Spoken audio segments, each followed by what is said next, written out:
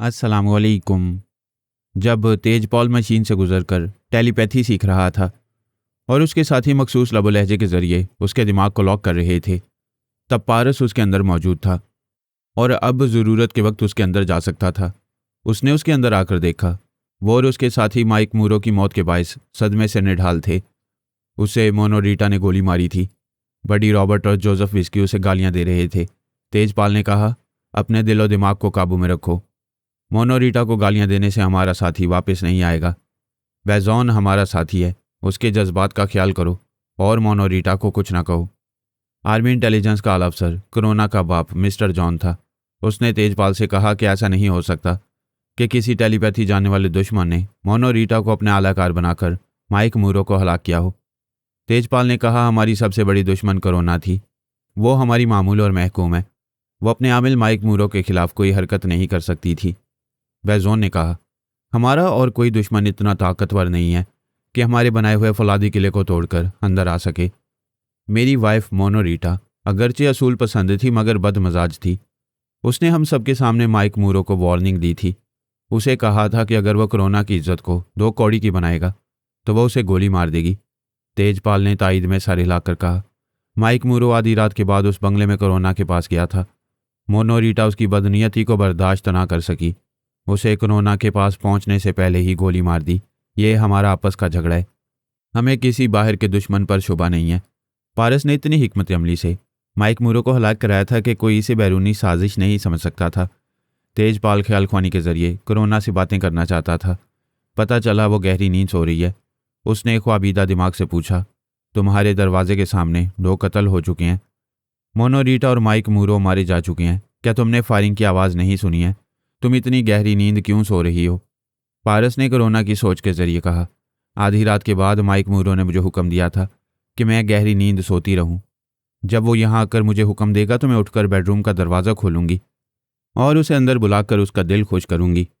Mic मूरो अब इस दुनिया में नहीं रहा है।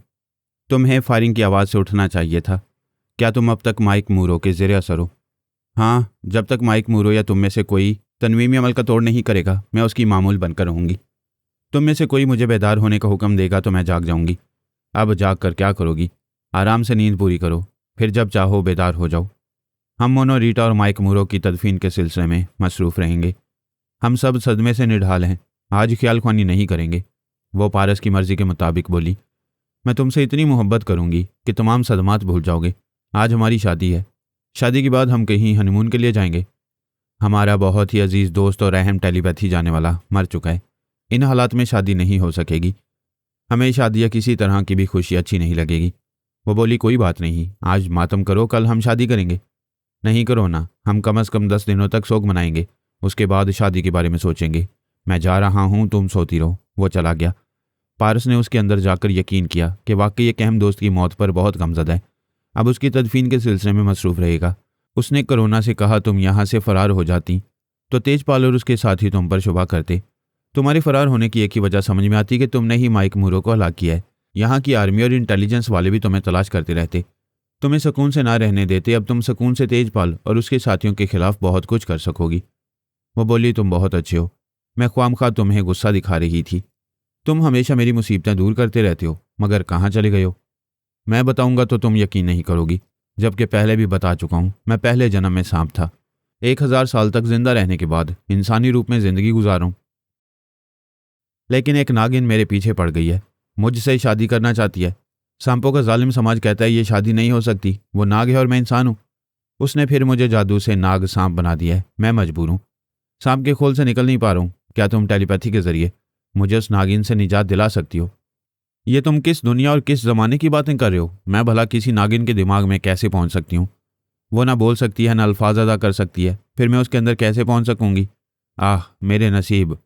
नागिन ने कहा है, जब तक मैं उससे शादी नहीं करूंगा और उसे 1 दर्जन बच्चे पैदा करने का चांस नहीं दूंगा, तब तक वह मुझे इंसानी रूप में नहीं आने देगी। मुझे यकीन नहीं आ रहा है कि साइंसी तरक्की के इस दौर में ऐसा हो सकता है। तुम मुझे उल्लू तो नहीं बना रहे हो? बनाने की ज़रूरत ही नहीं है।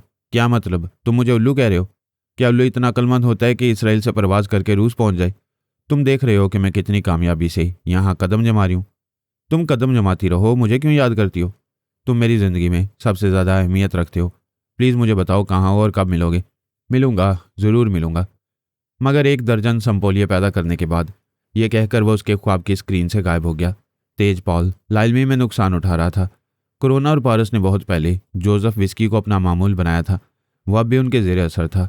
माइक मूरो मारा जा चुका था और खुद तेजपाल महफूज नहीं था। पारस किसी वक्त भी उसके अंदर जाकर उसका तख्ता उलट सकता था, लेकिन इसकी ज़रूरत नहीं थी। वहाँ तेजपाल इक़्तिदार में रहता या कोरोना उस पर गालिब आती, तो पारस किसी के भी दिमाग में रहकर उनके मंसूबों को समझता रहता। एक तरह से वो खुद वहाँ का हाकिम रहता।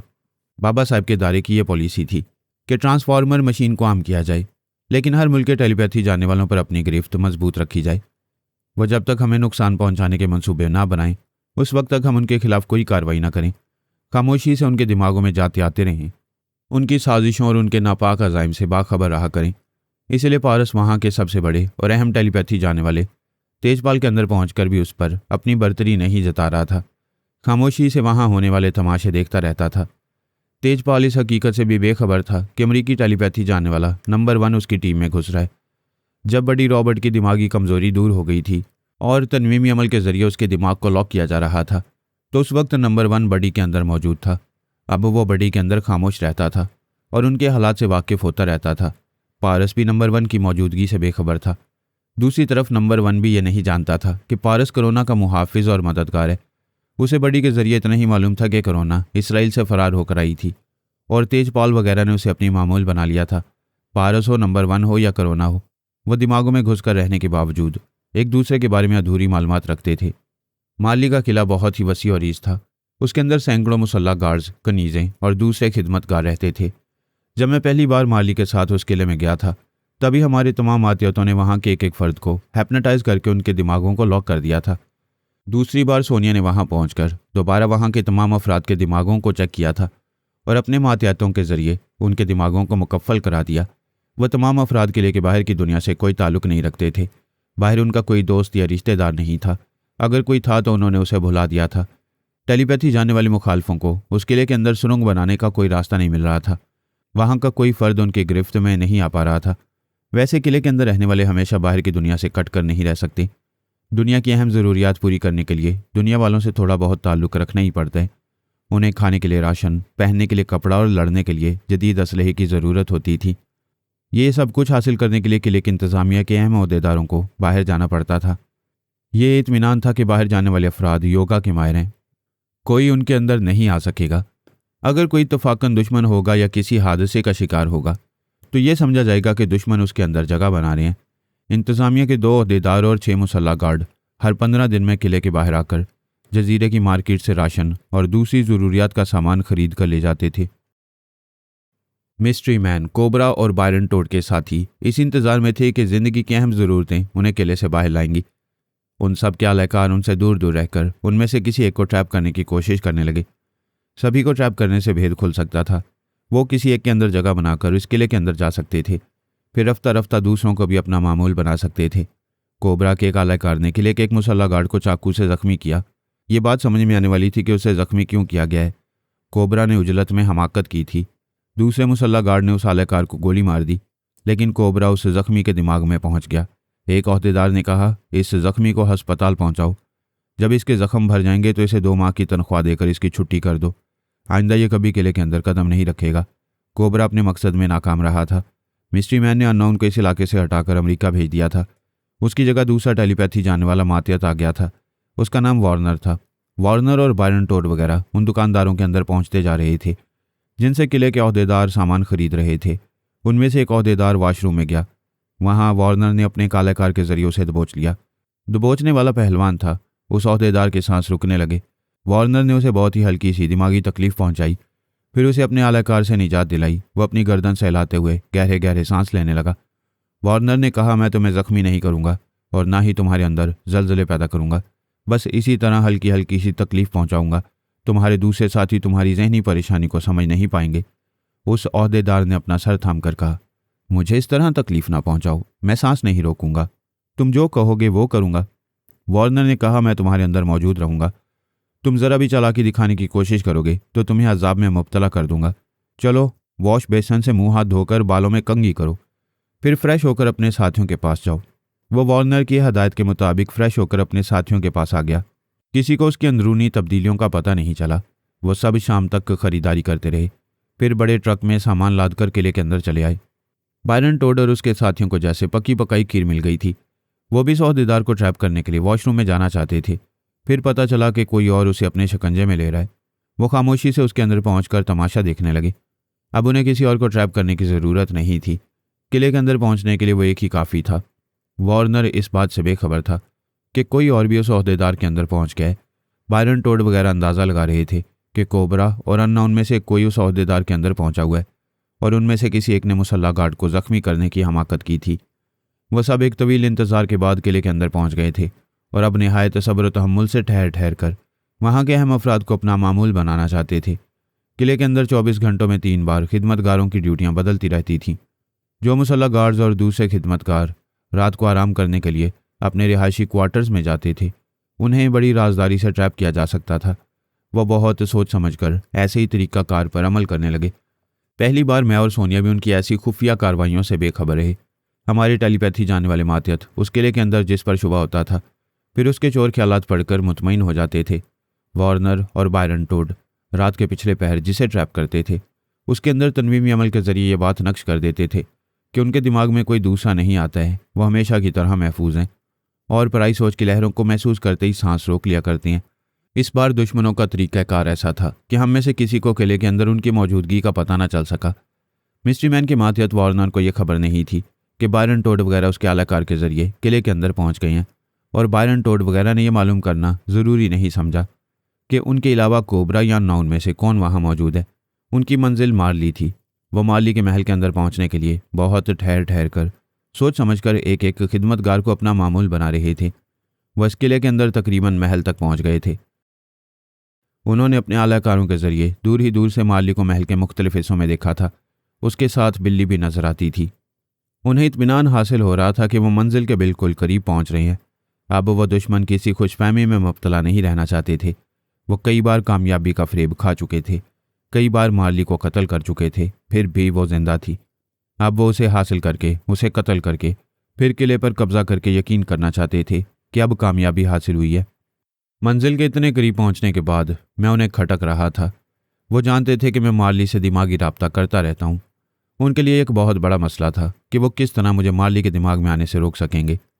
फ़िलहाल एक ही बात उनकी समझ में आ रही थी कि जब वो रात को महल में सो रही हो तो उस वक्त मैं उसके दिमाग में नहीं हूँगा। उस वक्त वो एक लम्हा भी ज़ाया किए बगैर उसे गोली मार सकेंगे। वो मार्ली को मिटाने से पहले वहाँ के तमाम अहम ओहदेदारों और मुसल्ला गार्ड्स के दिमागों पर कब्जा जमा रहे थे।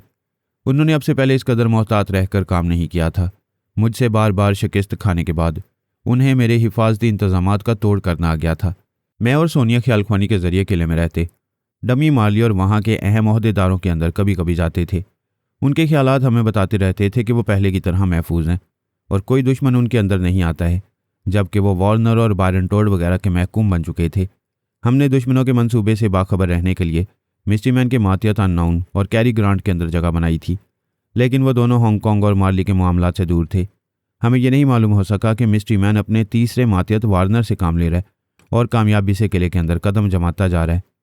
हमने कोबरा के ख्यालात पढ़कर यह मालूम किया था कि उसने किले की इंतज़ामिया के ओहदेदारों के साथ बाहर जाने वाले एक मुसल्ला गार्ड को ज़ख्मी किया था, लेकिन कोई कामयाबी हासिल न कर सका। उस ज़ख्मी को किले की मुलाजमत से हटा दिया गया। इस तरह कोबरा किले के बाहर ही भटक रहा था। वार्नर और बायरन टोड को इस किले में पहुंचने के बाद फ़ौरन ही कामयाबी हासिल नहीं हुई। वो जिस कदर एहतियात और ताख़ीर से काम ले रहे थे, उसी कदर कामयाब होते जा रहे थे। वो तकरीबन 4 माह तक वहाँ के एक एक दिमाग में सुरंग बनाते रहे। आखिर में मार्ली के महल के अंदर उसके एक ख़ास बॉडीगार्ड के दिमाग में भी उन्होंने जगह बना ली। सबसे आखिरी मरहला यही था कि वो रात के किसी हिस्से में बेडरूम के अंदर पहुंचकर मार्ली को गोली मार देते, मगर इससे पहले आपस में लड़ने का मरहला आ गया था। वहाँ अब तक वार्नर जिस मुसल्ला गार्ड या खिदमतगार को अपना मामूल बनाता था, वहाँ तनवीमी अमल के दौरान बायरन टोड वगैरह पहुँच जाते थे, और जहाँ बायरन टोड वगैरह तनवीमी अमल करते थे, वहाँ मिस्ट्री मैन और वार्नर पहुँच जाया करते थे। उन्होंने दानिशमंदी से यह फैसला किया था कि ऐसे वक्त एक दूसरे से नहीं लड़ेंगे। अगर आपस में दुश्मनी करेंगे तो कभी मार्ली तक नहीं पहुँच पाएंगे। लेकिन अब यह फैसला करना ज़रूरी हो गया था कि मार्ली की हलाकत के बाद इस किले का मालिक व मुख्तार कौन होगा। बायरन टोड ने कहा, पहले ये मालूम होना चाहिए कि तुम लोग कौन हो, हम भी अपने बारे में तुम्हें बताएंगे। मिस्ट्री मैन ने कहा, बताने की बात ना करो, बता दो, देर क्यों कर रहे हो, पहले तुम बताओ कौन हो। हमारा अंदाज़ा है कि कोबरा नहीं हो, अननाउन हो। मिस्ट्री मैन ने कहा, नजर बद दूर, बड़ी दूर की नज़र रखते हो। तारुफ के बगैर पहचान गई? हाँ, मैं अननाउन हूँ। मिस्टर अननाउन, तुम तनहा नहीं हो। तुमने किले के दर्जनों अफराद को हिप्नोटाइज नहीं किया है। तुम्हारे साथ कोई और भी है। मेरा एक साथी है। तुम सिर्फ मुझसे रब्ता रखो, मेरे साथी से ताल्लुक ना रखो। मैं भी तुम्हारे साथियों के बारे में कुछ नहीं पूछूंगा। बायरन टोड ने कहा, हमें इस किला में दोस्त बनकर रहना है, इसलिए एक दूसरे से खुलकर दोस्ती करना बेहतर है। एक दूसरे से कुछ छुपाने वाले दुश्मन होते हैं। हमारी दुश्मनी से दूसरे दुश्मनों को किले में घुसने का मौका मिल जाएगा। मिस्ट्री मैन ने कहा, तुम बातें बना रहे हो, अपना नाम नहीं बता रहे हो। मेरा नाम बायरन टोड है। मेरे पास टेलीपैथी जानने वालों की मजबूत टीम है। तुम्हें जानता हूँ, तुम भी जान लो, मेरे पास भी टेलीपैथी जानने वालों की एक मजबूत टीम है। अननोन मेरे एक मातहत है। मैं यूरोप और अमेरिका में अंडरवर्ल्ड के 80% गॉड फादर्स पर हुक्मरानी करता रहता हूँ।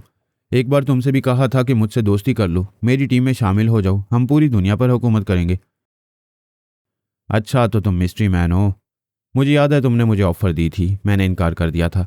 मैं अपनी टीम के साथ तनहा अपने इलाकों पर हुकूमत करता हूँ। किले और जजीरे पर तनहा हुकूमत नहीं कर सकोगे। तकदीर तुम्हें मेरे करीब ले आई है, अब दूर नहीं भाग सकोगे। मैं भागता नहीं हूँ, भगा देता हूँ। याद रखो, मुझसे दोस्ती करने के बाद दुश्मनी कभी ना करना। तुम्हें और तुम्हारे टेलीपैथी जानने वालों को भागने का रास्ता नहीं मिलेगा। मिस्ट्री मैन ने हंसते हुए कहा, तुम दोस्ती करने से पहले दुश्मनों की तरह चैलेंज कर रहे हो। ये खुली हकीकत है कि सभी टेलीपैथी जानने वाले नाकाबिल एतमाद होते हैं, इसलिए मैं दोस्ती नहीं करूँगा, समझौता करूँगा। मैं भी हालात से मजबूर हूँ, समझौता करूँगा।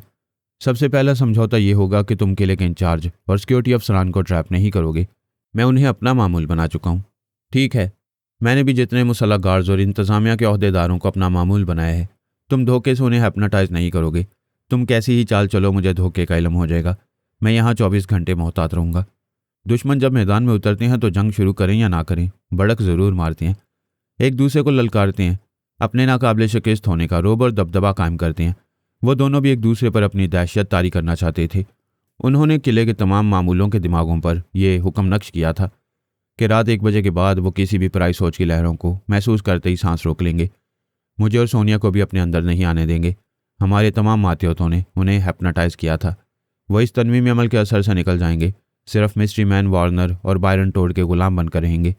वह पूरे किले को हमसे छीन लेने के लिए ठोस तदाबीर पर अमल कर चुके थे। माली के बेडरूम के करीब सिर्फ उसके काबिल एतमाद खास मुसल्लह गार्ड्स और ख़ास कनीज़ें जाती थीं। ठीक 1 बजे उन खास खिदमतगारों के दिमाग भी मुकफ्फल हो गए। मिस्ट्री मैन और बायरन टोड वगैरह उन पर मुसल्लत हो गए। वो मुसल्लह गार्ड्स अपने नए टेलीपैथी जानने वाले आकाओं के ज़रिए असर माली के बेडरूम में दनदनाते हुए आ गए। वो सो रही थी, हड़बड़ा कर उठ बैठी। अपने खास गार्ड्स को देखकर बोली, तुम लोग बगैर इजाज़त बेडरूम में आए हो, बात क्या है? एक ने कहा, तुम्हें यहाँ से ऊपर वाले बेडरूम में पहुँचाने आए हैं, वहाँ आराम से सोती रहोगी। क्या बकवास है, क्या बोल रहे हो, किस लहजे में बोल रहे हो? दूसरे ने कहा, बातों में वक्त ज़ाया न करो, इसे गोली मार दो। फरहाद किसी वक्त भी इसके दिमाग में आ सकता है। जो उसकी जान की हिफाजत किया करते थे, उन्हें जान का दुश्मन बना दिया गया। उन्होंने गन सीधी की, उसका निशाना लिया, फिर गोलियां चलाईं। एक नहीं 6 गोलियां उसके जिस्म में उतर गईं। उसके हलक से चीख भी ना निकल सकी। जजीरे और किले पर बरसों से हुक्मरानी करने वाली बड़ी खामोशी से मर गई। वो सब गुमसुम खामोश खड़े रह गए। मिस्ट्री मैन और बायरन टोड वगैरह अपने उन आलाकारों के अंदर रहते हुए फर्श पर पड़ी हुई लाश को देख रहे थे। उन्हें यकीन नहीं आया था कि वो मारी जा चुकी है, जो फरहाद अली तैमूर की पनाह में महफूज रहती थी। दुश्मन उसे बार बार हलाक करते थे, वो फिर जिंदा हो जाती थी। क्या आइंदा फिर इतला मिलेगी कि वो जिंदा है और उसके धोखे में किसी डमी को कत्ल किया गया है? बायरन टोड ने कहा, हमें यकीन नहीं आ रहा है, क्या ये सचमुच मार्ली है? क्या हमने वाकई मार्ली को हलाक किया है? मिस्ट्री मैन ने कहा, हमें हर पहलू से तस्दीक करना चाहिए कि यह मार्ली की लाश है। इसका पैदाइशी निशान देखो। एक आलाकार ने उसके लिबास के एक हिस्से को फाड़ दिया। वहाँ एक पैदाइशी निशान था, लेकिन मार्ली के पैदाइशी निशान की कोई तस्वीर नहीं थी। हांगकांग के इंटेलिजेंस डिपार्टमेंट से उसकी तस्वीर और उंगलियों के निशानात मिल सकते थे। मिस्ट्री मैन ने हुक्म दिया, इस लाश के पैदाइशी निशान की तस्वीरें उतारो, तमाम उंगलियों के निशानात लो। हम सुबह होते ही फैक्स के जरिए ये निशानात वहाँ के सुराग रसानों तक पहुँचाएंगे, फिर उनके दिमागों में रहकर सही रिपोर्ट हासिल करेंगे। उनके अहकामात की तामील होने लगी। बायरन टोड ने कहा, हम अभी माली की हलाकत को राज में रखेंगे। फरहाद कल सुबह उसकी खैरियत मालूम करने आएगा तो उसके मुर्दा दिमाग में उसे जगह नहीं मिलेगी। फिर वो किले के अहम अफराद के जरिए माली की हलाकत के बारे में मालूम करना चाहेगा। हमें फिर एक बार यकीन करना और मुतमईन होना चाहिए कि वो किले के किसी एक फ़र्द के भी दिमाग में नहीं पहुंच सकेगा। मिस्ट्री मैन, वार्नर, हार्वे और बेकर ब्राइट मेरी आवाज़ और लहजे को गिरफ्त में लेकर किले के तमाम अफराद के दिमागों में जाने लगे। वो सब मेरी सोच की लहरों को महसूस करते ही सांस रोकने लगे। उन्होंने दूसरे लब लहजों को भी आजमाया। वहां उनके सिवा कोई भी टेलीपैथी जाने वाला नहीं पहुंच सकता था। उनके दिमागों के अलावा किले में दाखिल होने वाले तमाम दरवाजों को भी मजबूती से लॉक किया गया था। इलेक्ट्रॉनिक आलात के जरिए किले के करीब आने वालों को अंदर बेशुमार टीवी स्क्रीन पर देखा जा सकता था। कोई भी दरवाजे के करीब पहुंचता तो खतरे की घंटियां बजने लगती थीं। इसके बावजूद अगर करीब आकर दरवाज़ों को हाथ लगाता तो बिजली के झटकों से मारा जाता। इस किले को मुस्तकिल तौर पर बंद कर दिया गया। ना कोई अंदर जा सकता था, ना अंदर वाले बाहर आ सकते थे। उन्होंने तय किया था कि सिर्फ हेलीकॉप्टर के जरिए किले में ज़रूरियात ज़िंदगी का सामान पहुंचाया जाएगा। जब हेलीकॉप्टर किले के अंदर से बाहर जाएगा तो मिस्ट्री मैन और बायरन टोड उसमें सवार होकर जाने वालों के दिमागों में मुस्तकिल रहेंगे। जब वो तमाम ज़रूरी सामान लेकर किले के अंदर आ जाएंगे तब वो मुतमईन होंगे कि कोई दुश्मन किसी तरह अंदर आने के लिए सुरंग नहीं बना रहे। मैं सोनिया के साथ हांगकांग के एक साली बंगले में था। वहाँ हमारी रिहाइश का मकसद ये था कि हम वहाँ की ज़ेरे ज़मीन दुनिया को ख़त्म कर दें, किसी को भी गॉड फादर बनने ना दें, जुराइम को पनपने ना दें। हम अपनी दुनिया से शैतानियत को ख़त्म नहीं कर सकते मगर कम कर सकते हैं। हमारी अब तक की जिद्दोजहद के नतीजे में आर्जी तौर पर स्मगलिंग रुक गई थी। जजीरा लिनताओ के साहिल से किसी भी स्मगलर का जहाज़ नहीं गुजरता था। ये सब जानते थे कि इस इलाके में टेलीपैथी जाने वाले इक़्तिदार की जंग लड़ रहे हैं। जब तक स्मगलरों और दीगर बड़े मुजरिमों की पुश्त पनाही करने और उन्हें तहफ़्फ़ुज़ देने के लिए उनके हमायती टेलीपैथी जाने वाले कामयाब नहीं हो सकेंगे, तब तक वो जजीरे के करीब समुंदर से अपना माल लेकर नहीं गुजर सकेंगे। और अब वो तमाम टेलीपैथी जाने वाले कामयाब हो गए थे जो इस किले और जजीरे पर हुक्मरानी के ख्वाब देखते रहे थे। अब वो पहले की तरह ज़ोरों शोर से जुराइम का बाजार गर्म करने वाले थे। फ़िलहाल उन्होंने पुरस्कार खामोशी इख्तियार की थी। पहले वो हमारा और हांगकांग के सरकारी इदारों का रद्द-ए-अमल देखना चाहते थे। दूसरे दिन इंटेलिजेंस के डीजे को मालूम हुआ कि किले से मार्ली की उंगलियों के निशानात फैक्स के जरिए भेजे गए हैं और उनका एक माहिर इन निशानात के सिलसिले में रिपोर्ट देने वाला है। डीजी ने उस माहिर से पूछा, ये निशानात किसने फैक्स किए हैं? वहाँ कोई गड़बड़ तो नहीं हो रही है? पता नहीं, वहाँ के इंचार्ज ने फ़ोन पर कहा था कि वो मोहतात रहने के लिए हर हफ्ते मैडम मार्ली के निशानात चेक करता रहेगा, क्योंकि दुश्मन आए दिन किसी न किसी मार्ली को हलाक करते रहते हैं। वो टेलीपैथी के जरिए उनकी मार्ली की जगह किसी डमी को ला सकते हैं। डीजी ने पूछा, इन उंगलियों के निशानात की मौजूदा रिपोर्ट क्या है? सर, असली मार्ली की उंगलियों के निशानात हमारे रिकॉर्ड में महफूज थे। हम उनमें से किसी भी नए निशानात का मुआवजा करते हैं। यह हैरानी और परेशानी की बात है कि मार्ली की उंगलियों के असल निशानात का रिकॉर्ड गुम हो गया है या उसकी रिकॉर्ड फाइल गायब कर दी गई है। ये क्या बकवास है? हमारे रिकॉर्ड रूम से वो फाइल कौन चुरा सकता है? टेलीपैथी जाने वाले हमारे दिमागों से अहम राज चुरा लेते हैं। फाइल तो मामूली चीज़ है। जब तक टेलीपैथी जाने वालों की फ़ौज हमारे इलाके में रहेगी हमारा कोई राज महफूज नहीं रहेगा। लेकिन मार्ली की उंगलियों के निशानात चुराने वाले क्या फ़ायदा हासिल करना चाहते हैं? ये तो उनकी हमाकत है। हम आज ही मैडम मार्ली की उंगलियों के निशानात किले से हासिल कर सकते हैं। वो वहाँ मौजूद है। सर, उसी के निशानात तस्दीक करने के लिए यहाँ भेजे गए हैं। हम अपनी फ़ाइल के बगैर तस्दीक नहीं कर सकते। इसका मतलब है मार्ली के दुश्मन असल को गायब करके डमी मार्ली को पेश करना चाहते हैं, इसलिए फ़ाइल चुराई गई है ताकि उंगलियों के असल निशानात से तस्दीक ना की जा सके और वह डमी को असल मार्ली साबित करते रहें।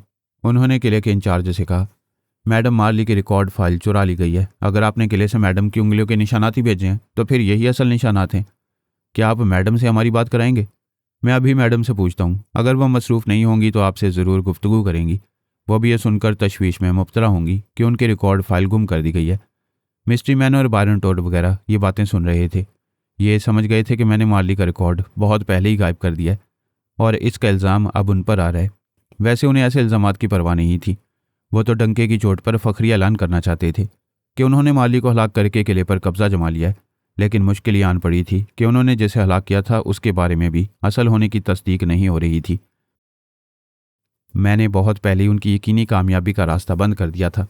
बायरन टोड ने मिस्ट्री मैन से कहा, हमें ये यकीन कर लेना चाहिए कि किले में मार्ली थी, उसे हमने हलाक कर दिया है। मिस्ट्री मैन ने कहा, अगर हमने किसी डमी को हलाक किया है तब भी कोई फ़र्क नहीं पड़ेगा।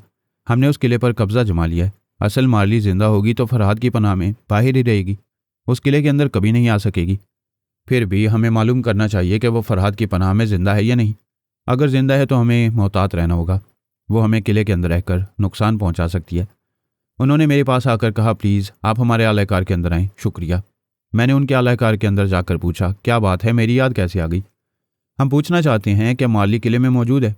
मुझसे क्यों पूछ रहे हो? खुद उससे रब्ता करो, मालूम हो जाएगा। हमारा मशवरा है तो मुझसे रब्ता करो। हमें उसके दिमाग में जगह नहीं मिल रही, शायद तुम्हें मिल जाए।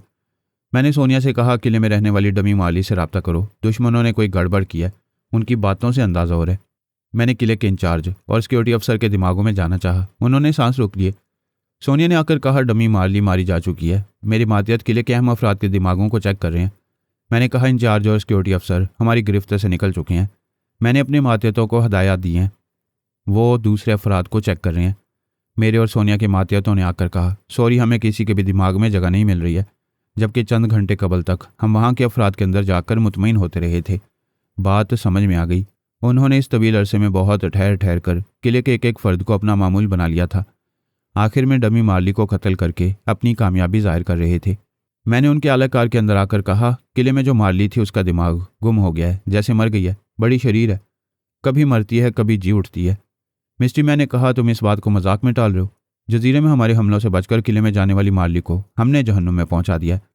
अब से पहले भी बहुत लोग उसे जहन्नुम में पहुंचा चुके हैं। वसाबी के साथ कभी छुपने कभी जाहिर होने वाली आंख मचोली खेल रही है। तुम लोग कब तक उल्लू बनते रहोगे? तुम ये कहना चाहते हो कि वो जिंदा है? अब तक के तजुर्बात यही कहते हैं। मुझे उसकी गुमशुदगी से कोई परेशानी नहीं है। मेरा ख्याल है वो फिर किसी दिन तुम्हारे सीने पर मूंग दलने आ जाएगी। तुम उसके मुहाफिज बने हुए थे, ये अच्छी तरह समझ रहे हो कि वो मर चुकी है। अगर वो मर चुकी है तो मेरे समझने से जिंदा नहीं हो जाएगी, और अगर जिंदा है तो तुम्हें शर्म आनी चाहिए कि वो तुम्हारे हाथों नहीं मर रही है। तुम बातें बना रहे हो, साफ क्यों नहीं कहते कि वो जिंदा है या मर चुकी है? ज़रा सब्र करो, वो नीचे है या ऊपर पहुंची हुई है, जहाँ भी है हम में से किसी न किसी से ज़रूर रब्ता करेगी। जब तक चुप रहेगी मुर्दा कहलाएगी, बोलेगी तो कफन फाड़ कर बोलेगी। सोनिया ने कहा, तुम खुद को हम कहकर बोल रहे हो, यानी कई टेलीपैथी जाने वालों ने मुत्तहिद होकर किले में रहने वाली मार्ली को हलाक किया है। जब इस किले पर तुम लोगों का कब्जा हो चुका है तो फिर मार्ली से दहशत ज़दा क्यों हो? क्या ये खौफ है कि वो फिर आएगी और तुम सबको जूते मारकर वहाँ से निकाल देगी? Madam, language please. हमने उसकी ज़िंदगी को जूते मारकर उसे इस दुनिया से निकाल दिया। तुम सब हमेशा ऐसी ही खुशफहमी में मुब्तला रहा करते हो। हमारा फ़र्ज़ है कि तुम्हारी सेहत का ख्याल रखें और तुम्हें खुश रखा करें। खुश रहो दुश्मनों। हमने राब्ता ख़त्म कर दिया। मैंने कहा, सोनिया, दुश्मनों ने खूब काम दिखाया। खुशफहमी में तो हम मुब्तला रहे कि वो किले के अंदर किसी एक फ़र्द के भी अंदर नहीं पहुंच सकेंगे, और वो इस अरसे में बड़ी राजदारी से सुरंग बनाते रहे। वो बोली, उन्होंने वो किला और जजीरा हमसे छीन लिया है, क्या फ़र्क पड़ता है? हम यहाँ हुकूमत करने नहीं आए हैं, चीन से ताउन करने और इन इलाकों में अंडरवर्ल्ड के जुराइम को कम करने आए हैं। मैंने कहा, हमने अंडरवर्ल्ड के गॉड फादर नानाका को उसके इबरतनाक अंजाम तक पहुँचाया है। तमाम टेलीपैथी जाने वालों को कामयाबियों का फरेब देकर बुरी तरह नाकाम बनाया है। उन्होंने अभी एक बड़ी कामयाबी हासिल की है। आइंदा ये कामयाबी उन्हें महंगी पड़ती रहेगी। आसार बता रहे थे कि वो आपस में ही लड़ने मरने वाले हैं। हमें उनके खिलाफ कोई बड़ी कार्रवाई नहीं करनी पड़ेगी। स्कॉटलैंड यार्ड के जासूस अपनी नुमाया कारकर्दगी के बायस तमाम दुनिया में शोहरत हासिल करते रहते हैं। वो बहुत ही ज़हीन और मामला फ़हम होते हैं। अब टेलीपैथी का इल्म उनकी जहानत को चार चांद लगा रहा था। ये इल्म सीखने के बाद वो चोरों, डाकुओं, कातिलों और बदनाम ज़माना मुजरिमों की आवाज़ें सुनकर या उनकी तस्वीरें देखकर उनके अंदर पहुंच रहे थे और उनकी ज़ुबान से जुर्म कबूल करा रहे थे। उनके सीक्रेट एजेंट्स दूसरे ममालिक में जाकर वहाँ के अहम राज चुराया करते थे। अब वो अपने ही मुल्क में बैठकर दूसरे ममालिक के अकाबरीन और फ़ौज के आला अफसरों के अंदर पहुँचकर उनके निहायत अहम मुल्की और फ़ौजी राज मालूम कर रहे थे। अगर किसी दुश्मन मुल्क में जाना होता तो भेस बदलकर एयरपोर्ट और बंदरगाहों के अफसरान के दिमागों में घुसकर वहाँ के हसास इदारों में पहुँच जाते। वो मानते थे कि टेलीपैथी उनके लिए एक रहमत है। उन्हें पलक झपकने से पहले दुनिया के एक सिरे से दूसरे सिरे तक पहुँचा देती है। ये रहमत उन तक पोरस और शिवानी के ज़रिए पहुँची थी, और टेलीपैथी जाने वाले 3J के ताउन से उन्होंने ट्रांसफार्मर मशीन तैयार की थी और उनके दिमागों से ये इल्म अपने सुराग रसानों के अंदर पहुँचा रहे थे। इतने सारे एहसानात के बावजूद उन्होंने शिवानी और 3J को अपना कैदी बनाकर रखा था। पोरस शिवानी को यकीन दिलाकर अपने साथ ले गया और 3J को यकीन दिलाया था कि उन्हें फिर जल्द ही कैद से निकाल लाएगा। उन्होंने 3J के दिमागों को दोबारा तनवीमी अमल के जरिए लॉक किया था और उन तीनों जे को अपना गुलाम बनाया था। ऐसे वक्त पोरस भी उनके दिमागों में रहकर लॉक किए जाने वाले मखसूस लबो लहजों को जहन नशीन कर चुका था। वहाँ के कई ऐसे सुराग रसां थे जिनके अंदर पोरस वक्त ज़रूरत जा सकता था। स्कॉटलैंड के आला ओहदेदार 3J को गुलाम बनाकर मुतमईन हो गए। उनके अपने टेलीपैथी जाने वाले सुराग रसां योगा के माहिर थे। उन्हें यकीन था कि पोरस या दूसरा कोई दुश्मन उनके अंदर नहीं पहुंच सकेगा। वो बड़े इत्मीनान से मंसूबे बना रहे थे और उन पर अमल कर रहे थे। उनका सबसे अहम मंसूबा ये था कि वो अपने पड़ोसी मुल्क फ्रांस में ट्रांसफार्मर मशीन तैयार ना होने दें। फ्रांस के फौजी अफसरान ने मशीन की तैयारी को राज में रखा था, लेकिन वो अफसरान योगा के माहिर नहीं थे। स्कॉटलैंड यार्ड के सुराग रसानों ने उनके अंदर पहुंचकर मालूम कर लिया था कि अमेरिका का एक बागी टेलीपैथी जाने वाला वाइज मैन मशीन का नक्शा लेकर हुकूमत फ्रांस की पनाह में पहुंचा हुआ है। वो मशीन का माहिर मकैनिक भी है फ्रांस के माहिर मैकेनिक वाइजमैन की रहनुमाई में वो मशीन तैयार कर रहे हैं। अगर वो सुरागरसा उन अफसरान के चोर ख्यालात ना पड़ते तब भी वो मशीन राज में ना रहती। वाइजमैन ने अमेरिका की मुखालफत में सारी दुनिया की टेलीपैथी जानने वालों को 10 पुरस्कार अमेरिकी टेलीपैथी जानने वालों के बारे में मुख्तसर सी मालूमात फराहम की थी। जवाबन अमेरिकी अकाबरीन ने कहा था कि वाइजमैन मशीन का नक्शा चुराकर उनके मुल्क से फरार हुआ है और फ्रांस में मशीन तैयार कर रहा है। जिम काफ की हलाकत के बाद कई बदनाम ज़माना मुजरिम अंडरवर्ल्ड के गॉडफादर बनने की कोशिशें करते रहे, फिर मिस्ट्री मैन के मातहत टेलीपैथी जानने वाले कैरी ग्रांट से मगलूब हो गए। स्कॉटलैंड यार्ड वालों का दूसरा मंसूबा ये था कि वो अपने इलाकों से अंडरवर्ल्ड की तमाम सरगर्मियों का खात्मा कर देंगे। ऐसे वक्त उन्हें पता चला कि खात्मा मुमकिन नहीं। एक टेलीपैथी जानने वाला कैरी ग्रांट अंडरवर्ल्ड के मामलात को संभाल रहा है। वो जानते थे कि ज़ेरे ज़मीन होने वाले जुराइम को बिल्कुल ही ख़त्म नहीं कर सकेंगे, लेकिन कैरी ग्रांट को वहाँ हमेशा हावी नहीं रहने देंगे। सोनिया ने पोरस को कैरी ग्रांट के बारे में बहुत कुछ बताकर उसके दिमाग में पहुंचा दिया था। जब उसने ख्याल ख्वानी की तो उस वक्त कैरी ग्रांट अपनी महबूबा से रुमानी गुफ्तगू कर रहा था। उसके ख्यालात ने बताया कि हसीन महबूबा का नाम अनीता है। आज उससे पहली मुलाकात हुई है। वो पहले अपनी मर्दाना वजाहत और गुफ्तगू से उसे अपनी तरफ माइल करना चाहता था। नाकामी की सूरत में टेलीपैथी के जरिए उसे अपने ज़ेरे असर ला सकता था। वो उसके हुस्न शबाब और उसके अदाओं पर बुरी तरह मर मिटा था। पोरस ने अनीता के ख्यालात पढ़े। वो बहुत मगरूर थी। उसे अपने हुस्न शबाब पर बड़ा नाज था। वो आम हसीनाओं की तरह बहुत ज़्यादा दौलतमंद बनने के लिए किसी अमीर कबीर शख्स से शादी करना चाहती थी। कैरी ग्रांट ने उसके ये ख्यालात पढ़े थे, इसलिए बड़े तकब्बुर से कह रहा था, मैं इतना दौलतमंद हूँ कि तुम्हारे लिए हवाई जहाज़ और हेलीकॉप्टर्स खरीद सकता हूँ। अनीता ने पोरस की मर्जी के मुताबिक कहा, मैं 2 बेडरूम और एक ड्राइंग रूम वाले अपार्टमेंट में रहती हूँ, हवाई जहाज़ और हेलीकॉप्टर्स कहाँ रखूँगी। वास्ते हुए बोला कि अकल से पैदल हो, इतना नहीं समझती कि जो इतनी महंगी चीज़ें खरीद सकते हैं, क्या वो तुम्हारे लिए एक महल नहीं खरीद सकेगा। प्राइवेट फ्लाइंग कंपनी के रनवे और हेलीपैड पर तुम्हारे जहाज़ और हेलीकॉप्टर्स खड़े रहेंगे। क्यों इतनी डींगे मारे हो? सूरत से ताज के गुलाम दिखाई दे रहे हो। इस वक्त तुम्हारी जेब में 5,000 पाउंड भी नहीं होंगे। वह मुस्कुरा कर बोला, मैं अपनी जेब में रकम नहीं रखता। जब भी ज़रूरत होती है मेरी जेब में रकम पहुंच जाती है। बोलो अभी कितनी रकम चाहती हो? फ़िलहाल 5,000 पाउंड दिखा दो, फिर मैं तुम्हें झूठा बेईमान नहीं समझूंगी। उसने ख्याल ख्वानी की परवाज़ की। पोरस उसके साथ उसके मातियत के अंदर पहुंच गया। वो योगा का माहिर था। सिर्फ अपने आमिल कैरी ग्रांट की सोच की लहरों को महसूस नहीं करता था। पोरस ने भी उसी का मखसूस लबो लहजा इख्तियार किया। वो अपने मातियत से बोला, तुम मेरे करीब इसी गार्डन में हो, तुम्हारे पास कितनी रकम है? तकरीबन 7,500 पाउंड्स हैं। 5 मिनट के अंदर यहाँ आकर मुझे रकम दो, फिर कहे सुने बगैर चले जाओ। वो मातियत गार्डन में एक जगह बैठा हुआ था। हुक्म की तामील के लिए उठकर जाने लगा। कैरी ग्रांट दिमागी तौर पर हाजिर होकर अनीता से बोला, अभी 2 मिनट में तुम्हारी मतलूबा रकम मेरे हाथों में आएगी। वह हैरानी से बोली, ताजुब है, तुम कहीं नहीं गए, किसी से रब्ता नहीं किया, तुम्हारे पास मोबाइल फ़ोन नहीं है, फिर यहाँ बैठे बैठे इतनी रकम कैसे आ जाएगी?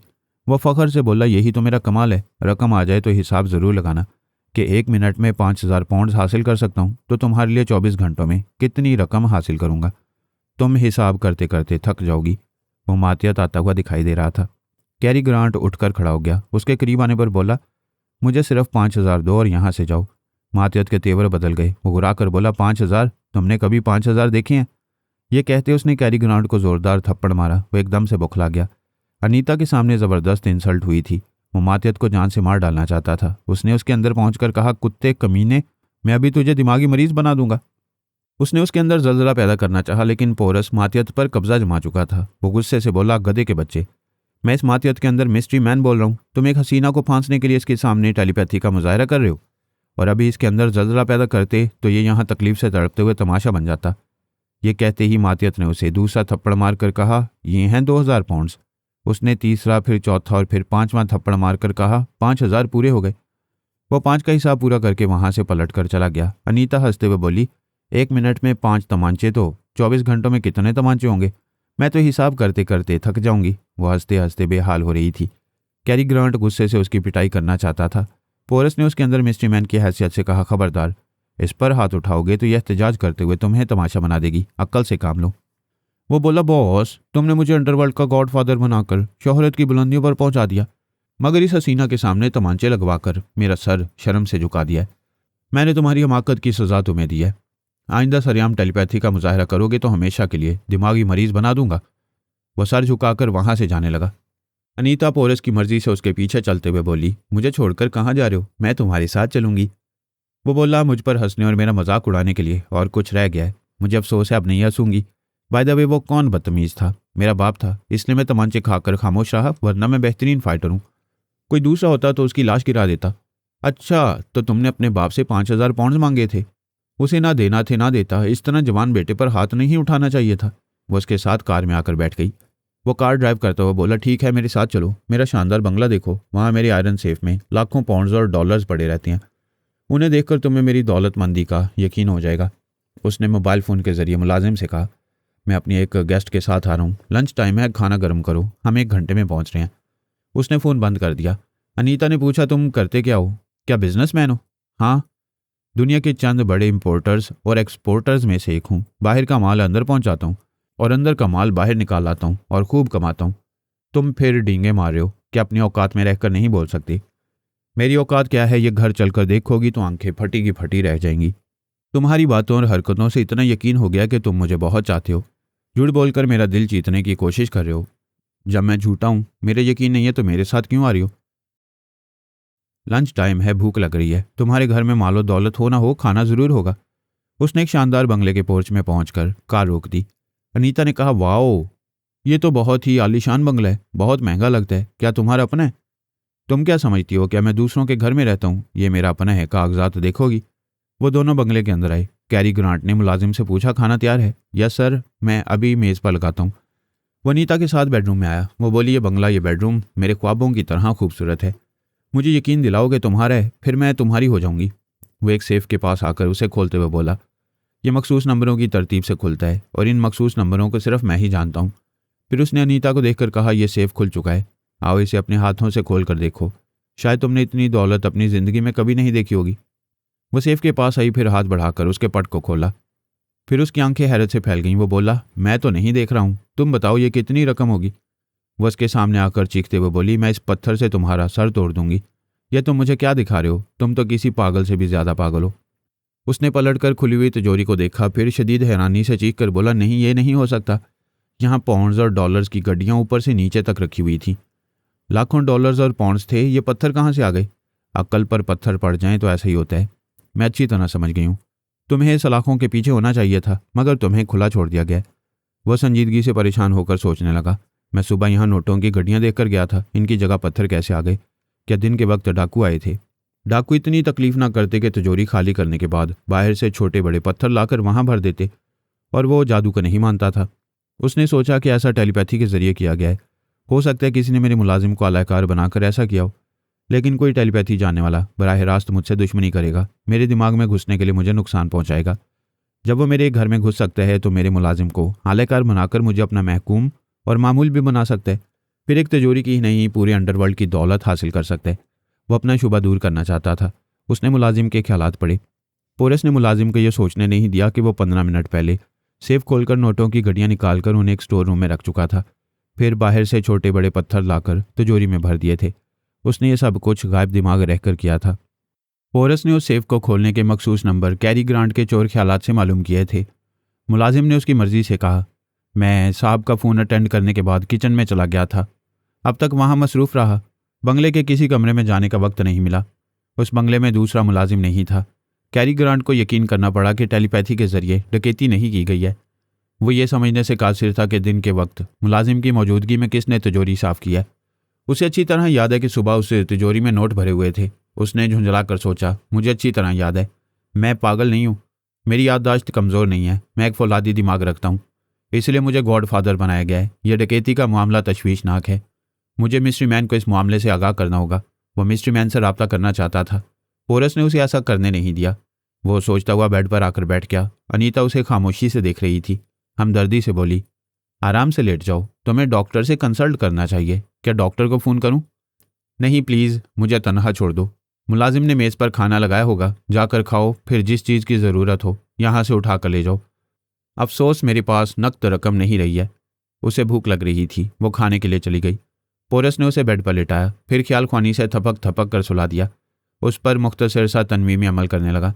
उसने कहा, तुम बदस्तूर मिस्ट्री मैन के मातहत रहोगे, लेकिन लाशौरी तौर पर मेरे मामूल और महकूम रहोगे। मेरा लबो लहजा सुनते ही मेरे अहकामात की तामील करने लगोगे। वो सैरज़दा हो चुका था। उसने कहा, मैं लाशौरी तौर पर तुम्हारा मामूल और महकूम बनकर रहूँगा। पोरस ने हुक्म दिया, जो कुछ मेरे और तुम्हारे दरमियान होता रहेगा, तुम उसे मिस्ट्री मैन की मौजूदगी में भूल जाया करोगे। तुम्हें उसकी मौजूदगी में याद नहीं आएगा कि मेरे भी मामूल बनकर रहते हो। अंडरस्टैंड? यस। अभी जो कुछ हो रहा है और बाद में जो कुछ होता रहेगा, वो सारी बातें और सारे वाक़यात मिस्ट्री मैन की मौजूदगी में भूल जाया करूँगा। शाबाश, अब तन्वी में नींद सोते रहो। पोरस उसे छोड़कर अनीता के पास आया। वो पेट भरकर खा चुकी थी और वहाँ से जाना चाहती थी। उसने पोरस की मर्जी से जमा ही ली। ख्याल पैदा हुआ खाने के बाद ज़रा लेटना चाहिए, ज़रा आराम करने के बाद जाना चाहिए। वो कैरी ग्रांट के पास आकर बिस्तर पर लेट गई। पोरस ने उसे भी सुला दिया। मुलाजिम को गायब दिमाग बनाकर तिजोरी से पत्थर निकलवा कर बाहर फेंके, फिर स्टोर रूम में छुपाई हुई नोटों की गड्डियाँ वापस उनकी जगह पहुँचा दी। इसके बाद दिमागी तौर पर अपनी जगह हाजिर हो गया। वो 5 माह पहले शिवानी के साथ इटली के शहर रूम में था। वहाँ दुश्मनों ने शिवानी को अगवा किया था। पोरस ने जवाबी कार्रवाई की थी और बायरन टोड के 2 अहम टेलीपैथी जानने वाले साइमन और आंद्रे को मौत की नींद सुला दिया था। इसके बाद वो शिवानी को लेकर यूरोप के मुख्तलिफ शहरों में तफरीह करता रहा। शिवानी पूरे दिनों से थी। लेडी डॉक्टर ने कहा था वो आज रात या कल सुबह तक बच्चे को जन्म देगी। वो खुश थी, सेहतमंद थी। अल्ट्रासाउंड की रिपोर्ट के मुताबिक बच्चा भी सेहतमंद था। फिक्र की बात नहीं थी। जचकी नॉर्मल होने वाली थी। कुदरती हालात मुवाफिक ना हों तो ज़्यादा फिक्र नहीं होती। उन हालात से किसी न किसी तरह गुजरना ही पड़ता है, लेकिन दुनियावी हालात से गुजरने के लिए ठोस तदाबीर पर अमल करना लाजमी होता है। वो इटली में आर्जी तौर पर दुश्मनों से गाफिल हो गए थे, इसलिए दुश्मनों ने शिवानी को अगवा करने का मौका हासिल कर लिया। अब वो मोहतात रहने लगे थे। बाबा साहब के दायरे के चंद टेलीपैथी जानने वाले ख्याल ख्वानी के जरिए उनकी निगरानी करते रहते। शिवानी की जचकी काहिरा के एक अस्पताल में होने वाली थी। वो रैनील के साल पर एक खूबसूरत से बंगले में रह रहे थे। शाम को शिवानी अस्पताल में दाखिल होने वाली थी। ये तवक्को थी कि सुबह तक माँ बन जाएगी। अभी वो अपने बंगले के बेड पर लेटी हुई थी। पोरस को दिमागी तौर पर हाजिर होते देखकर बोली, इतनी देर तक ख्याल ख्वानी ना किया करो, मैं तुम्हारी मौजूदगी में भी तन्हाई महसूस करने लगती हूँ। वो बोला, मैं तकरीबन 9 माह से तुम्हारे साथ हूँ। तुम्हें स्कॉटलैंड यार्ड वालों की कैद से रिहाई दिलाने के बाद मैंने फिर किसी अहम मामले में खुद को मसरूफ़ नहीं रखा है।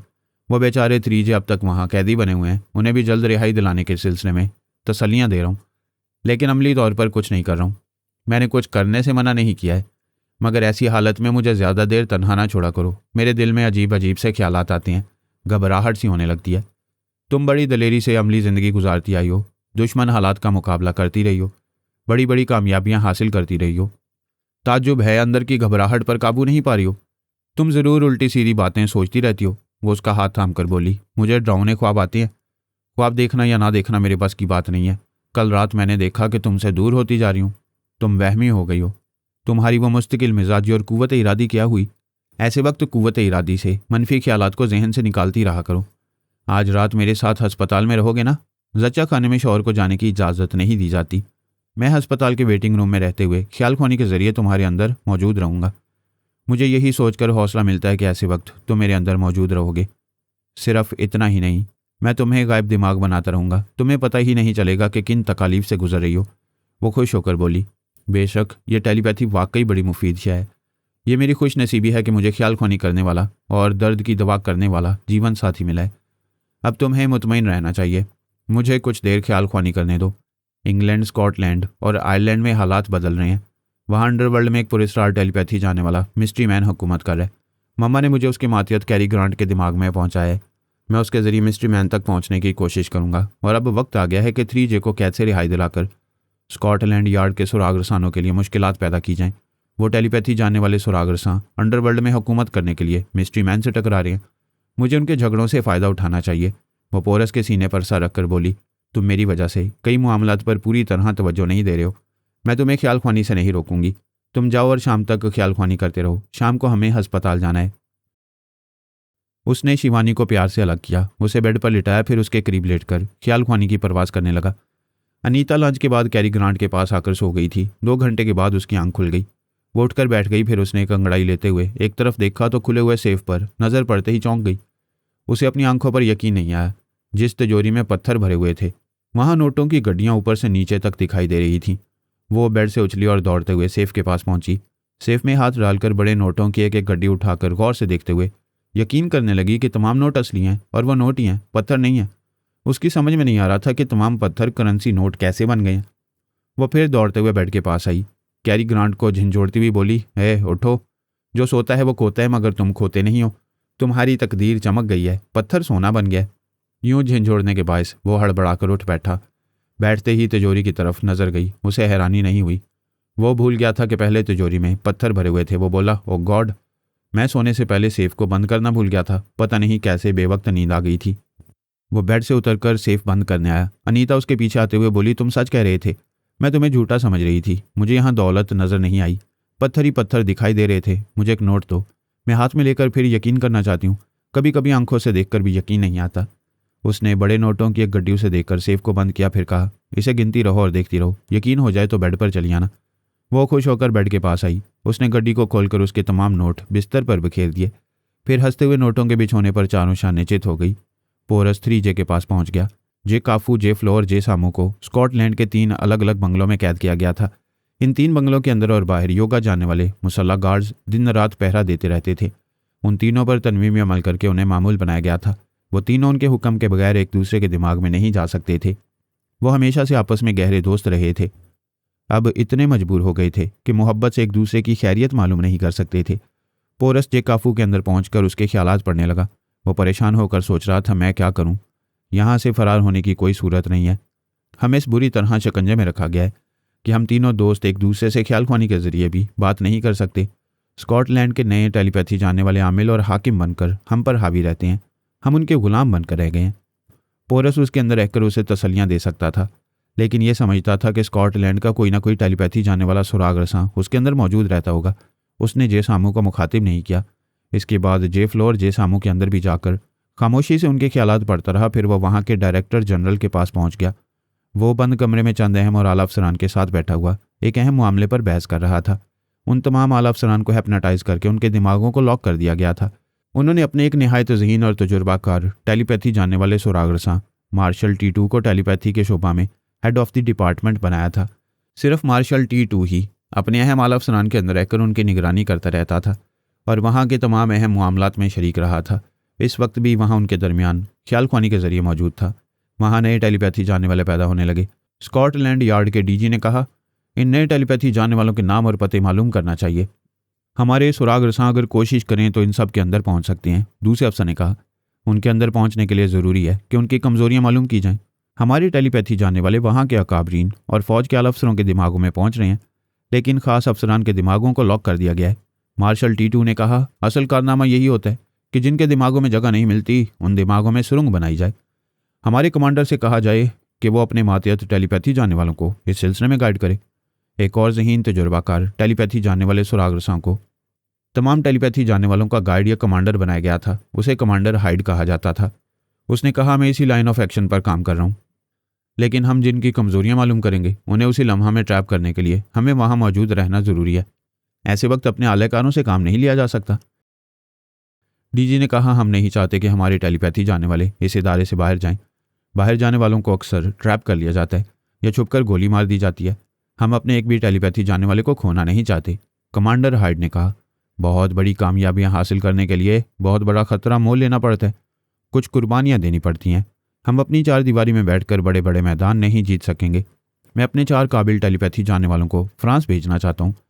वो वहाँ बड़ी राजदारी से काम करेंगे, कभी खुद को टेलीपैथी जानने वालों की हैसियत से जाहिर नहीं करेंगे। मार्शल T2 ने कहा, बेशक, नो रिस्क नो गेम। खतरा मोलिए बगैर जासूसी कारनामे अंजाम नहीं दिए जा सकते। मैं मिस्टर हाइड की तायद करता हूँ। दूसरे 2 अहदेदारों ने भी तायद की। DG ने कहा, ठीक है, हम रिस्क लेंगे। तुम अपने 4 काबिल एतमाद मातियतों को जब चाहो फ्रांस भेज सकते हो। बाबा साहब के इदारे से कुछ सोच समझ कर ही मशीन के नक्शे दूसरे मुल्कों में पहुंचाए जा रहे थे। हमने ये तय किया था कि जहां भी ट्रांसफार्मर मशीन के जरिए नए टेलीपैथी जानने वाले पैदा किए जाएंगे, वहां हम और हमारे मातियत उनके दिमागों में जगह बनाते रहेंगे। अब तक जहाँ भी मशीन तैयार की गई थी, हम वहाँ के तमाम ख्याल ख्वानी करने वालों के अंदर घुसे हुए थे। सिर्फ अमेरिका में जो मशीन तैयार की गई थी उससे हम बेखबर रहे थे। हमें बहुत बाद में मालूम हुआ था कि उन्होंने 10 टेलीपैथी जानने वालों को कहीं ज़ेरे ज़मीन छुपा कर रखा है और ना जाने कितने ख्याल ख्वानी करने वाले पैदा कर चुके थे। वहाँ के हालात मालूम करने और वहाँ के मामलात से निमटने के लिए सानी को भेजा गया। उसका जिक्र आइंदा होने वाला है। फ़िलहाल पोरस का जिक्र है। वो बाबा साहब की प्लानिंग के मुताबिक स्कॉटलैंड यार्ड के टेलीपैथी जानने वाले सुराग रसानों के अंदर उस वक्त से जगह बनाता रहा था जब वो ये इलम सीखने के लिए मशीन से गुजरते रहे थे। पारस ने भी रूस और इसराइल में यही किया था। अब पोरस स्कॉटलैंड के सुराग रसानों के अंदर रहकर फ्रांस के नए ख्याल ख्वानी करने वालों के अंदर पहुंचना चाहता था। इस मकसद के लिए अब 3J की रिहाई लाजमी हो गई थी।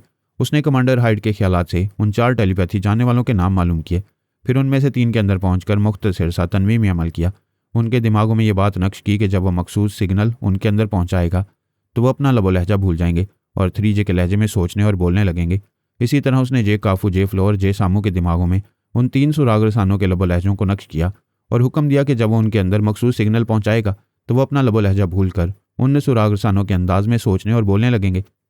उन तीनों के बंगलोज के अंदर और बाहर जितने योगा जाने वाले मुसल्ला गार्ड्स थे, उनके दिमागों में एक टेलीपैथी जाने वाला सुराग रसा मखसूस लबो लहजे के जरिए आकर ये मालूम करता रहता था कि वो सब ड्यूटी के दौरान में मुस्ताद हैं या नहीं।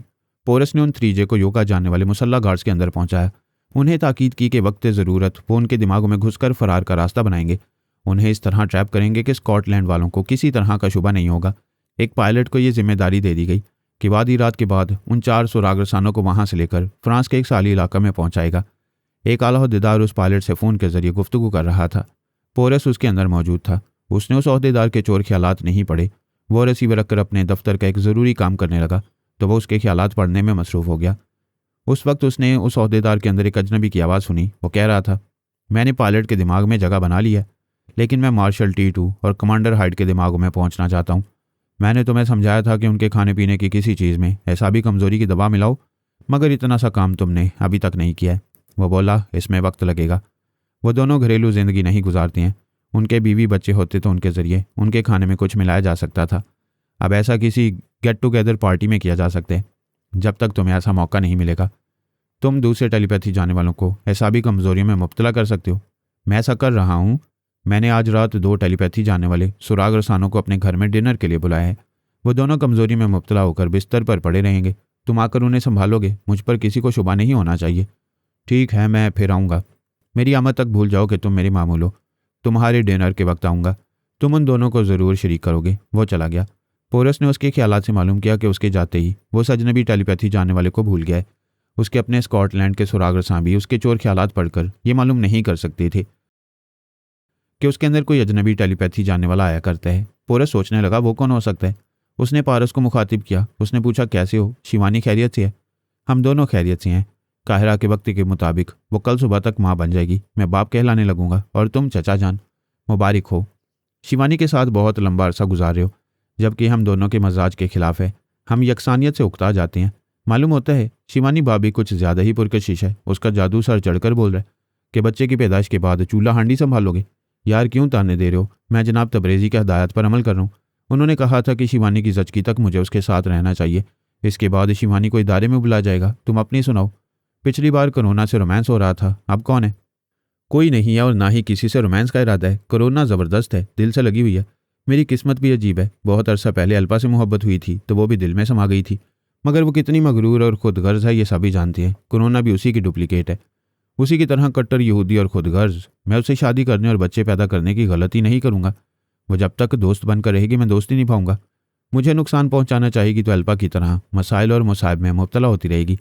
बहरहाल ये बताओ, मेरी याद कैसे आ गई? मैंने स्कॉटलैंड यार्ड के एक ओहदेदार के अंदर एक अजनबी टेलीपैथी जाने वाले की बातें सुनी हैं। मैं तुम्हें उसका लबो लहजा सुना रहा हूँ। पोरस ने उसके लबो लहजे की नकल की।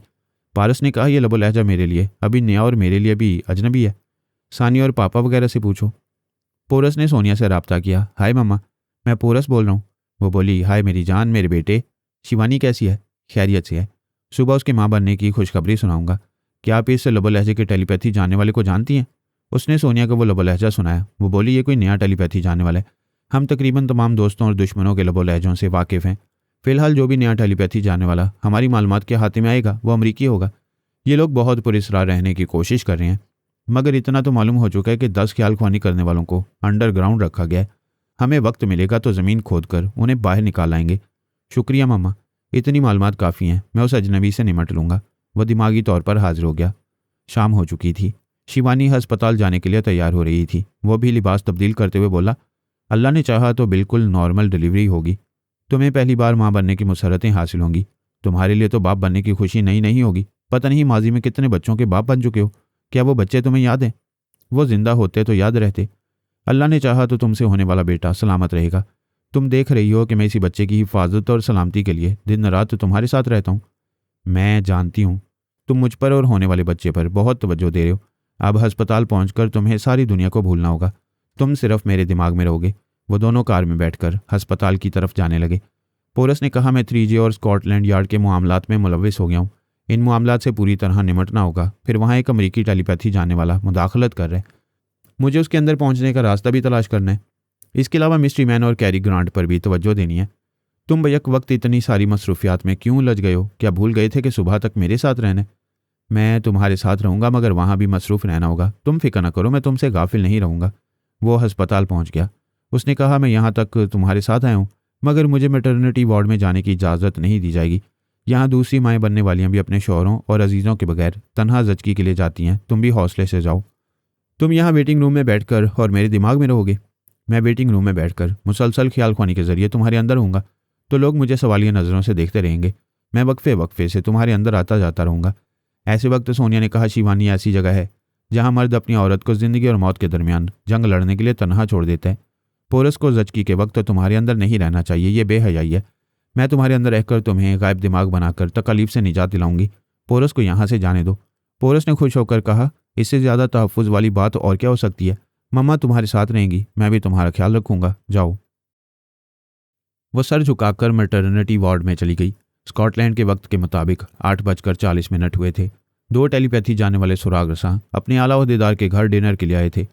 उन तीनों के दरमियान अच्छी खासी दोस्ती थी। वो अपने से बड़े ओहदेदार पर शुबा नहीं कर सकते थे। फिर उन्होंने खाने से पहले ओहदेदार के चोर ख्यालात पढ़े। वजनबी टेलीपैथी जाने वाला उसके चोर ख्यालात के खाने पर पूरी तरह हावी था। उन्हें साजिश का पता न चला।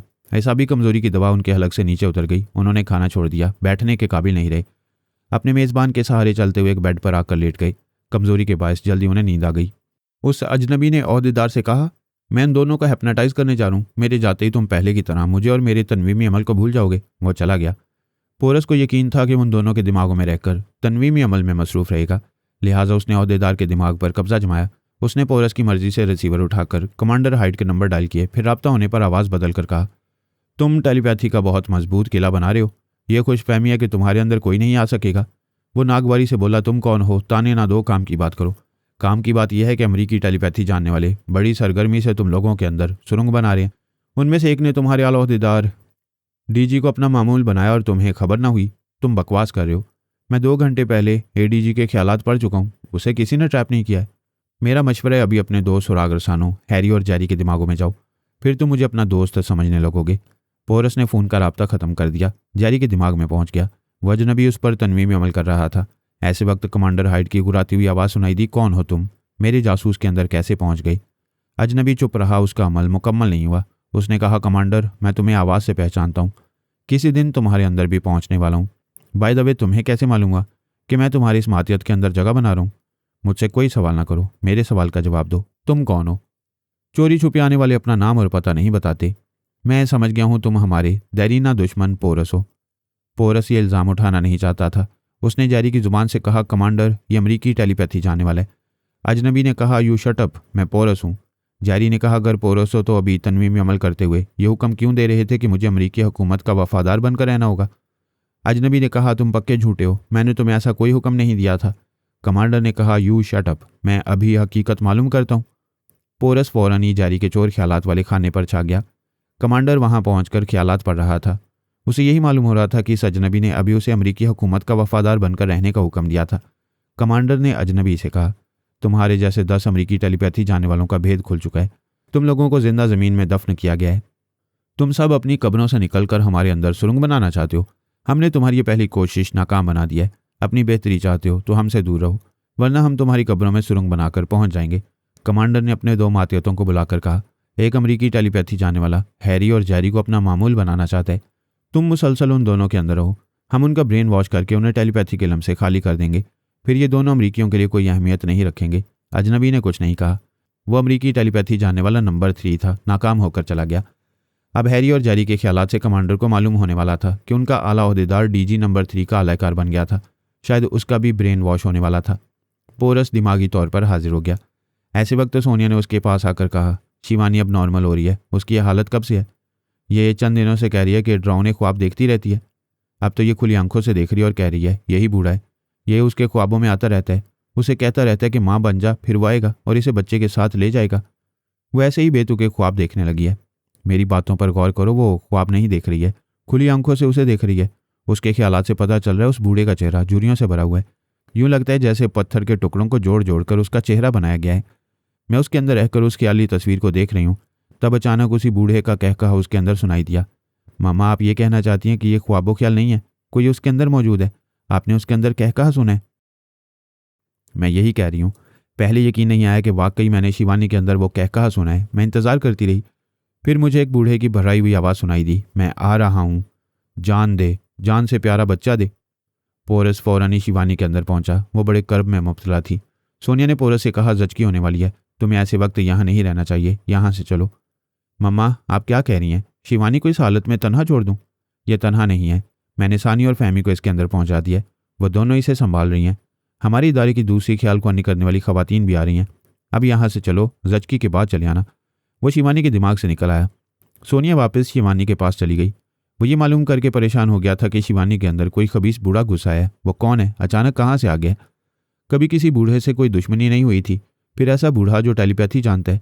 ऐसा कोई टेलीपैथी जानने वाला हमारी मालूमात के हाथे में नहीं था। ऐसे वक्त पोरस ने पराई सोच की लहरों को महसूस किया। फिर पूछा, कौन है?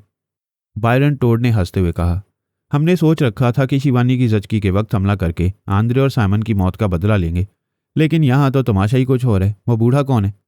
पोरस ने कहा, बकवास मत करो। तुम लोग एक बूढ़े की आवाज़ और लहजे में बोलकर शिवानी को दहशतज़दा कर रहे हो। ज़रा अकल से सोचो, हम तो इंतकाम लेना ही चाहते हैं। साफ तौर से कह रहे हैं शिवानी को जिंदा नहीं छोड़ेंगे। फिर हम एक बूढ़े की तरह ऐसी हरकतें क्यों करेंगे? हमें सिर्फ इतना बता दो, क्या किसी बूढ़े टेलीपैथी जानने वाले से तुम्हारी दुश्मनी है? पोरस ने कहा, हमारे खानदान में कोई किसी से दुश्मनी नहीं करता है। लोग हसद जलन के बायस बर्तरी हासिल करने के लिए हमारे दुश्मन बनते रहते हैं। मैं किसी दुश्मन बूढ़े को नहीं जानता हूँ। पता नहीं है कहाँ से आ गया है। मेरी मम्मा ज़रूर इसके बारे में कुछ ना कुछ मालूम करेंगी, लेकिन हम सब शिवानी के लिए परेशान हैं। मैं तुम्हें समझाता हूँ, दुश्मनी से बाज आ जाओ। हम बाज आ चुके हैं, हम तो तमाशा देख रहे हैं। वो बूढ़ा शिवानी को नहीं छोड़ेगा। वो बुढ़ापे में भी ज़बरदस्त है, सांस रोककर हमारी सोच की लहरों को भगा देता है। तुम उसे कैसे भगाओगे? पोरस तड़प कर ख्याल ख्वानी की परवाज़ करते हुए शिवानी के अंदर पहुंच गया। वो माँ बन चुकी थी। उसने एक बेटे को जन्म दिया था। जचकी के बाद आराम आना चाहिए, मगर वो चीखें मार रही थी। उसके ख्यालात बता रहे थे कि वो बूढ़ा अपने पथरीले चेहरे से एक एक पत्थर नोच कर निकाल रहा है और शिवानी को मार रहा है। इन पत्थरों से उसके दिमाग को चोटें लग रही हैं, लेकिन पोरस, सोनिया, सानी और फहमी सभी समझ रहे थे कि वह बूढ़ा ख्याल ख्वानी के जरिए उसके दिमाग पर ज़रबें लगा रहा है। ऐसे वक्त सबने मिलकर शिवानी के दिमाग पर कब्जा जमाया ताकि बूढ़े की टेलीपैथी बेअसर हो जाए, लेकिन उसने पहले से शिवानी के दिमाग को शिकंजे में कस लिया था। पता नहीं उसके साथ भी कितने टेलीपैथी जानने वालों की कुव्वत थी। मैं भी वहां पहुंच गया। मैं इस मैदान का पुराना खिलाड़ी हूँ, 100 तरह के हथकंडे जानता हूँ। मैं तरह तरह से कोशिशें करने लगा, हैरान होने लगा। मेरा कोई हरबा काम नहीं आ रहा था। शिवानी बुरी तरह अजाब में मुब्तला थी। अब तब मैं जैसे हिम्मत हार कर दम तोड़ने वाली थी। ऐसे वक्त मकारी ज़माना सोनिया ने मक्कारी दिखाई। चीख कर बोली, बच्चा कहाँ है? बुढ़े बदमाश, हमारा बच्चा कहाँ है? बूढ़े ने शिवानी को छोड़कर एक वार्ड बॉय के अंदर आकर शिवानी के पास रखे हुए पालने को देखा। वो खाली था। वो चीख कर बोला, बच्चा कहाँ है? तुम लोग मुझे धोखा दे रहे हो। मैं कहती हूँ बच्चे को वापस लाओ, नहीं तो मैं उसकी माँ को मार डालूंगा। सोनिया ने पूछा, क्या तुम्हें बच्चा मिल जाएगा तो तुम शिवानी को छोड़ दोगे? बकवास मत कर मक्कार औरत, मैंने तुझे पहचान लिया है। तू सोनिया है। मेरी ताकत के सामने तेरी मक्कारी नहीं चलेगी। मैं जब चाल चलती हूँ तो गोली की तरह चलती हूँ। बुढ़े खूसट, तू टेलीपैथी जानता है और गजब की टेलीपैथी जानता है, लेकिन ये नहीं जानता कि इसके लिए जहानत और हाजिर दिमागी की ज़रूरत होती है। मैंने बच्चे को गायब करके तुझे थोड़ी देर के लिए उलझा दिया। तू बच्चे को पालने में देखने के लिए शिवानी के दिमाग से निकला। उधर मैंने दर्जनों टेलीपैथी जानने वालों के जरिए शिवानी के दिमाग को अपने शिकंजे में कस लिया। अब उसके दिमाग में आकर अपनी ताकत दिखा, चल आ। वो ख्याल ख्वानी की परवाज़ करके उसके दिमाग में जाने की कोशिश करने लगा। हर कोशिश के साथ यूं लग रहा था जैसे फौलादी किले से टकरा कर वापस आ रहे। वो वार्ड बॉय के जरिए अपनी बूढ़ी और भराई हुई आवाज़ में बोला, तू गजब की औरत है। फरहाद के पास क्या रखा है? मेरे पास आ जा। मैं तुझे तमाम बड़े आज़मों की मलका बना कर रखूँगा और तुझे ये तमाशा दिखाऊंगा कि मैं हारी हुई बाजियाँ कैसे जीत लेता हूँ। मैं शिवानी और उसके बच्चे को जिंदा नहीं छोड़ूंगा। सानी ने चौंक कर कहा, मम्मा शिवानी को देखें, उसने दम तोड़ दिया है। पोरस के जहन को एक झटका सा लगा। वो उसके अंदर था। दिमाग के बुझते ही बाहर निकल आया था। मेरा सर झुक गया। मैं और सोनिया बड़े कारनामे अंजाम देते हैं। हम अपने अपने कपड़े बदल लेते हैं, जूते बदल देते हैं, मगर अफसोस तकदीर का लिखा नहीं बदल सकते।